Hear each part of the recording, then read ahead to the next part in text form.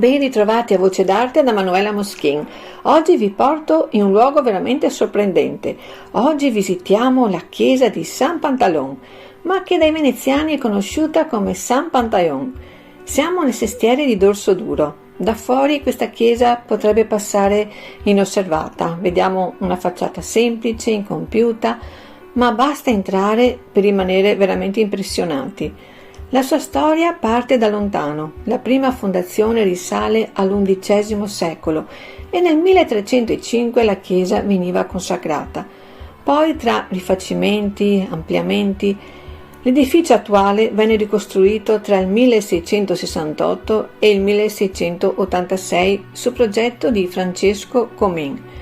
E un dettaglio interessante è costituito dall'orientamento dell'ingresso, che fu cambiato per farlo affacciare direttamente sul campo, mentre prima l'orientamento era verso est, come era d'uso comune nelle chiese antiche, perché le scritture consideravano l'Oriente come il luogo da cui giunge il Messia. Ecco che allora vi svelo una piccola curiosità. Appena entrate, fate attenzione alla cappella di San Pantaleon sulla destra, anzi, vi consiglio proprio di iniziare la visita da qui, perché vedrete che è più grande rispetto alle altre, perché si tratta dell'antica abside della chiesa quattrocentesca, quella originaria, databile tra il 1481 e il 1486. E pensate che all'interno di questa cappella è custodita un'opera di Paolo Veronese, e pare sia la sua ultima opera dipinta nel 1587, l'anno prima della sua morte. È il miracolo e conversione di San Pantaleone, che racconta un episodio centrale della vita del santo. Pantaleone era un medico di corte, non ancora battezzato, che si converte al cristianesimo dopo aver compiuto una guarigione miracolosa. Aveva riportato in vita un ragazzo ucciso dal morso di una vipera e Veronesi interpreta la scena realizzando un'opera dai toni drammatici in un'atmosfera scura. Ma c'è di più, perché sulle pareti laterali della cappella troviamo due grandi tele di Jacopo Palma il Giovane. Una raffigura San Pantaleone che risana un paralitico, l'altra invece il martirio del santo. In quest'ultima c'è anche l'autoritratto di Palma, si trova sulla destra, subito dietro il cavaliere. Ma ora alziamo lo sguardo verso il soffitto, perché è lui il protagonista assoluto.